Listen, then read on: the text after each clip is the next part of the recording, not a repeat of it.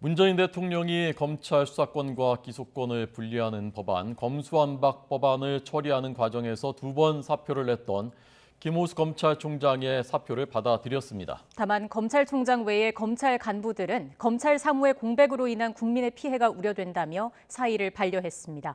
청와대 취재기자 연결해서 자세한 상황 알아보겠습니다. 백종규 기자.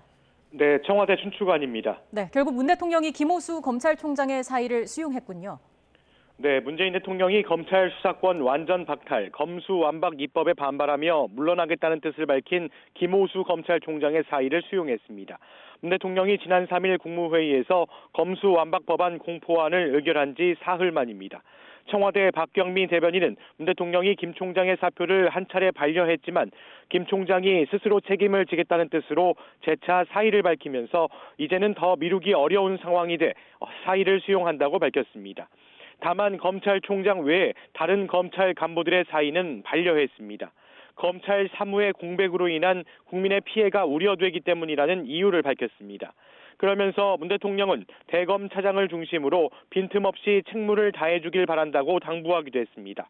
문 대통령은 김 총장은 물론 박성진 대검찰청 차장검사, 권순범 대구고검장 등 검찰 지휘부의 집단 사직을 일괄 수리하면 업무 공백이 불가피하다는 판단을 내린 것으로 보입니다.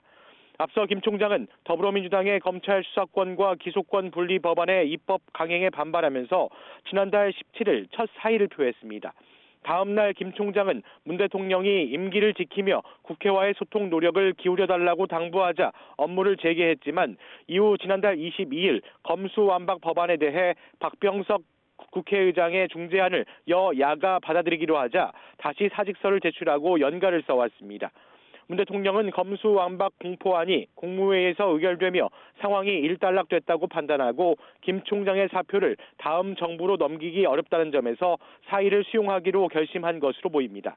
이에 따라 문 대통령 퇴임 때까지는 박성진 대검 차장이 총장 권한 대행 체제를 유지하고 윤석열 대통령 당선인이 취임 후 새 총장 지명을 비롯해 검찰 지휘부를 새로 구성할 것으로 전망됩니다. 지금까지 청와대 춘추관에서 YTN 백종규입니다.